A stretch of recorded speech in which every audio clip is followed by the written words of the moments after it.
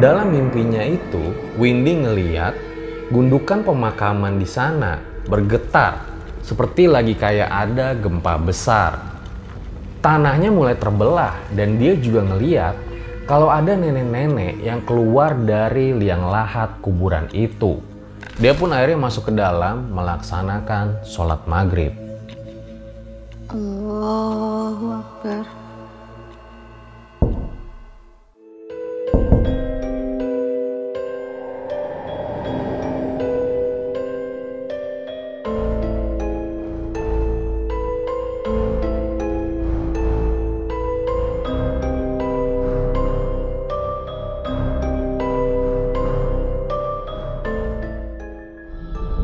Kembali lagi bersama gua Fajar Aditya. Kali ini di Om Mamat Season 2. Terima kasih buat kalian yang telah klik video kali ini.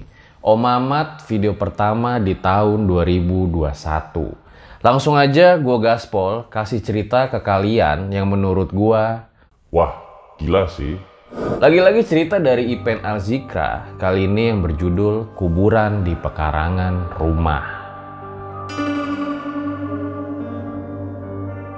Serem banget nih cerita. Sebelum gue lanjutin, jangan lupa follow juga Instagram gue, The Real Aditya atau RJ5 Official. Karena bakal ada info-info seputar giveaway. Jangan lupa juga dukung terus karya-karya RJ5 dengan cara subscribe, like, komen yang banyak. Biar kita makin semangat bikin videonya. So, gue rasa langsung saja berikut adalah ceritanya.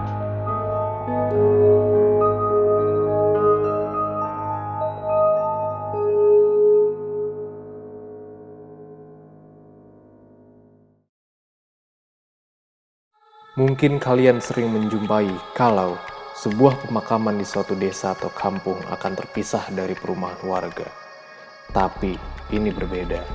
Sebuah kisah yang dialami Mbak Windy.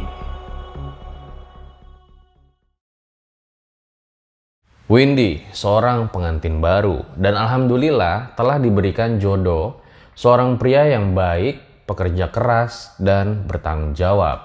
Windy harus ikut pindah suaminya ke Jawa Barat karena memang suaminya telah membeli sebuah rumah di sana. Cuma Windy merasa ada yang aneh dan agak berbeda dengan tempat asalnya, di mana di desa ini kuburan dan makam keluarga yang sudah meninggal dimakamkan di pekarangan rumah masing-masing.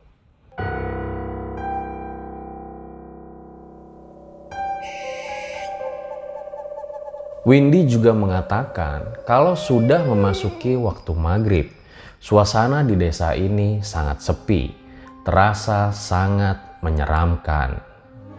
Dan emang karena baru aja pindah, si Windy ini sampai nggak berani buat keluar rumah sehabis maghrib. Suaminya pun sampai heran dengan sikap Windy. Kamu tuh kenapa sih, Dek? Kayak orang gelisah gitu. Serem, Mas. Loh, apa yang buat serem? Orang gak ada apa-apa kok. Emangnya yang kamu takutin itu apa? Ya serem lah, Mas. Masa kuburan di samping rumah sih? Gak ada pemakaman umum ya di sini? Ya gak ada lah. Tradisinya dari dulu begitu, Dek. Lagian kan itu cuma makam dari keluarga yang rumahnya itu Mas beli. Windy hanya mengangguk saja sambil mencoba untuk menenangkan dirinya. Ditambah lagi besok suaminya ini udah harus berangkat kerja karena emang cuti nikahnya udah habis. Malam ini walaupun capek karena emang suasananya masih baru, Windy ini susah buat tidur. Siapa di antara kalian yang susah tidur kalau di tempat yang baru? Nah, di saat berusaha buat tidur inilah si Windy mendengar ada suara perempuan menangis dari luar rumah. Mas. Apa sih, Dek? Ada suara orang nangis, Mas, di luar. Sudah, nggak usah didengar. Tidur saja.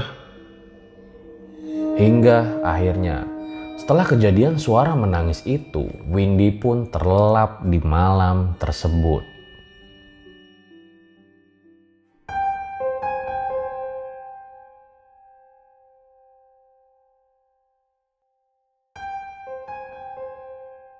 Buat kalian yang punya pengalaman horor nyata, bisa kirim cerita kalian ke email rjl5 atau DM Instagram rjl5. Pagi ini Windy di rumah sendiri karena emang suaminya udah berangkat kerja. Waktu dia lagi nyapu halaman, dia lihat ada 4 buah batu nisan di samping rumahnya. Merindinglah tuh sekujur tubuh Windy karena memang suasana pagi hari di perkampungan ini juga terlihat sepi karena yang kelihatan lalu lalang cuman beberapa saja. Karena penasaran, Windy pengen lihat tuh rumah tetangga. Walaupun jaraknya lumayan jauh karena emang banyak pekarangan kebun yang jadi pembatas. Dia coba tuh jalan ke rumah lainnya dan memang terlihat ada beberapa makam di pekarangan rumah lainnya. Siang itu Windy kembali ke rumah, tapi lagi-lagi keanehan menimpanya. Saat dia lagi nyuci baju di sumur belakang rumah, tiba-tiba aja ada bayangan putih melintas dengan cepat. Entah halusinasi atau bukan, tapi pada saat itu yang bisa dilakukan oleh Windy hanyalah berdoa sambil terus melanjutkan mencuci. Namun ternyata tidak berhenti sampai di situ. Walaupun masih siang hari, tampaknya mereka ini sangat usil. Keran air di rumah Windy tiba-tiba aja nyala sendiri. Padahal pada saat itu nggak ada orang siapa-siapa. Windy cuma bisa pasrah aja sambil dia terus berdoa dan juga berpikir positif. Setelah kecapean karena melakukan berbagai aktivitas, Windy pun tidur siang. Dan dalam tidurnya ini, Windy memimpikan makam di samping rumah. Dalam mimpinya itu, Windy ngeliat gundukan pemakaman di sana bergetar seperti lagi kayak ada gempa besar. Tanahnya mulai terbelah dan dia juga ngeliat kalau ada nenek-nenek yang keluar dari liang lahat kuburan itu. Diikuti juga sama makhluk-makhluk lain yang menyeramkan, di mana keluar darah hitam dari mulutnya yang terlihat kental.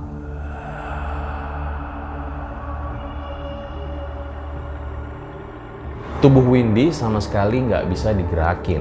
Hingga akhirnya mayat-mayat itu nyeret si Windy buat masuk ke liang lahat kuburan nenek menyeramkan itu. Allahu Akbar.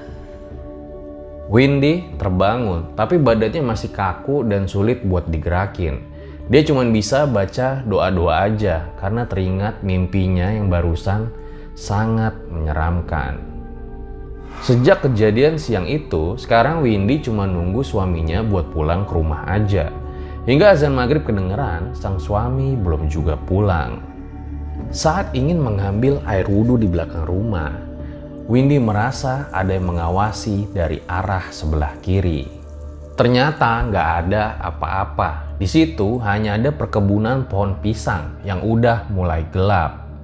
Dia pun akhirnya masuk ke dalam melaksanakan sholat maghrib. Allahu Akbar. Saat lagi sholat, tiba-tiba aja dia dengar ada suara ketukan pintu. Wah, kayaknya suami gua udah pulang nih, pikir Windy saat itu. Langsunglah tuh dilipat mukenahnya dan dia bergegas keluar. Pas dia bukain pintu, ternyata nggak ada orang, sama sekali kosong. Siapa? Nggak ada sama sekali yang menjawab. Akhirnya dia masuk lagi tuh ke dalam. Pas dia mau duduk, tiba-tiba aja lagi-lagi ada suara ketukan pintu. Mas, jangan bercanda nggak lucu. Akhirnya Windy ke depan lagi lah bukain pintu. Tapi lagi-lagi kosong, nggak ada orang di sana. Mungkin karena Windy kesel disengin atau dia pengen nyari tahu sebetulnya siapa sih yang lagi iseng nih. Dia coba tuh keluar rumah, cek ke samping rumahnya. Pas di samping, dia malah ngeliat ada sosok pocong lagi berdiri. Karena emang dia ngeliat sekilas aja, langsung tuh dia lari, kunci pintu dan masuk ke kamarnya.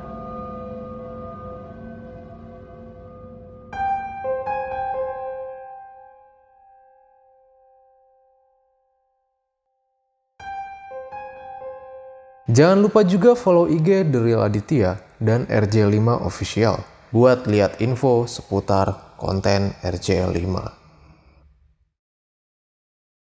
Setelah melihat sosok Poci pertama kali di rumahnya, Windy pun hanya bisa berdoa aja, minta perlindungan kepada Allah Subhanahu wa Ta'ala. Dan gak lama kedengeran tuh ada suara motor parkir di depan rumah. Dan lagi-lagi ada suara ketukan pintu. Assalamualaikum. Dek. Dek. Ini siapa? Assalamualaikum. Dek, bukain pintu. Waalaikumsalam. Iya, Mas. Kok lama, Dek? Enggak, Mas. Dari dalam tadi nggak dengar. Kamu udah makan? Nih, Mas bawain martabak telur.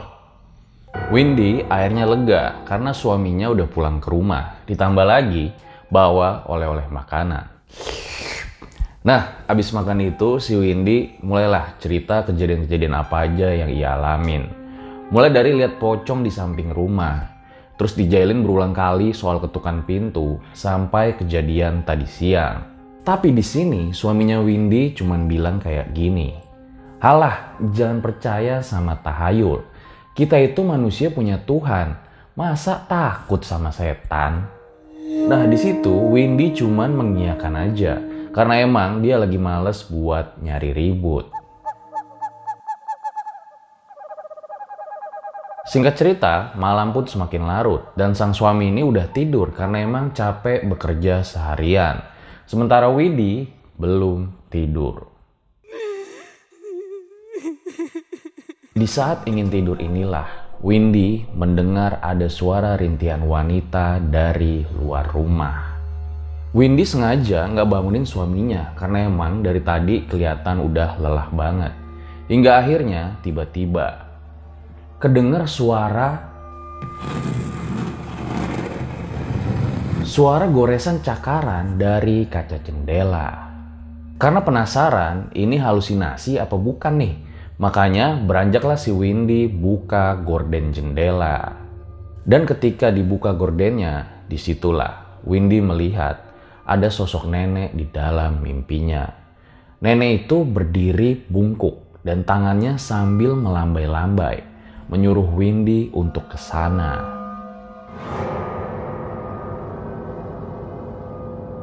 Karena kaget, Windy pun langsung terjatuh di dekat jendela sambil manggil suaminya, "Mas, mas, bangun."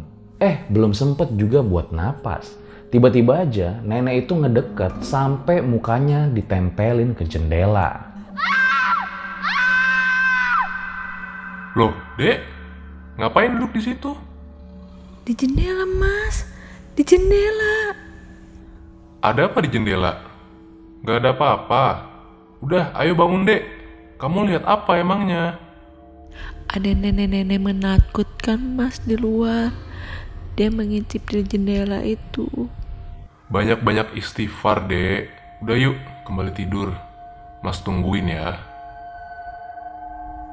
Suaminya pun akhirnya nungguin Windy sampai terlelap. Dan akhirnya mereka baru bangun saat subuh tiba.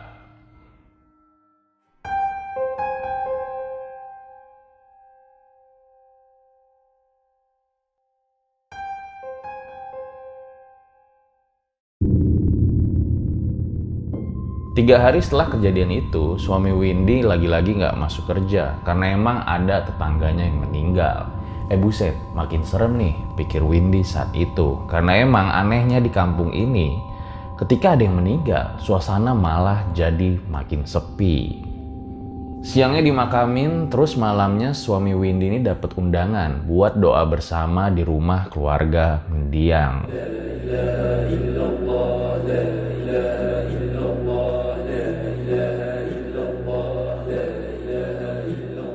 Windy kembali sendirian malam ini. Dia cemas karena emang yang meninggal itu dikuburin di samping rumah tetangganya. Dan juga dia masih teringat dengan sosok pocong dan nenek bungkuk kemarin.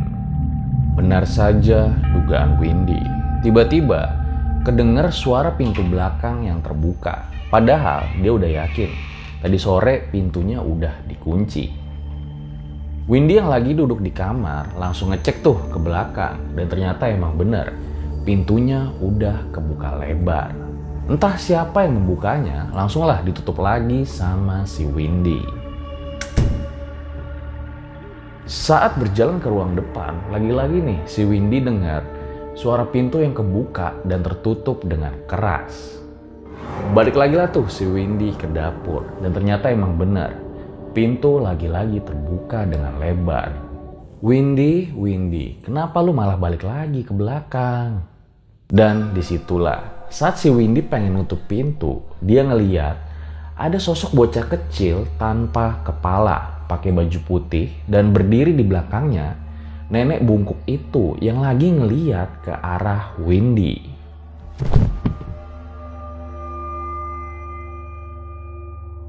Dek, kamu kenapa? Windy pingsan di dapur dan setelah siuman dia meminta untuk pulang ke rumah ibunya karena emang dia sangat takut berada di sini. 2 bulan kemudian, setelah dilakukan diskusi, musyawarah bersama suami dan pihak-pihak terkait, rumah itu dikembalikan kepada pemiliknya. Alhamdulillah, untungnya mereka mau mengerti dan menerima. Setelah dilakukan rembuk dan beberapa perjanjian, mereka juga mengembalikan uang jual beli rumah tersebut. Mungkin agak langka ya orang-orang kayak gini ditemuin di zaman sekarang. Setelah kejadian ini, suami Windy pun membeli rumah di perumahan tengah kota. Dan kejadian-kejadian ekstrim seperti di rumah lama ini sudah tidak dialami lagi oleh Windy. Kayaknya sih kalau menurut gua, cerita yang dialami Windy ini masih menyimpan banyak misteri. Seperti siapa sebenarnya sosok nenek bungkuk itu. Kemudian mengapa desa atau kampung itu kuburan keluarganya berada di pekarangan rumah. Entahlah, biarlah mereka terkubur bersama kenangan pahit Windy.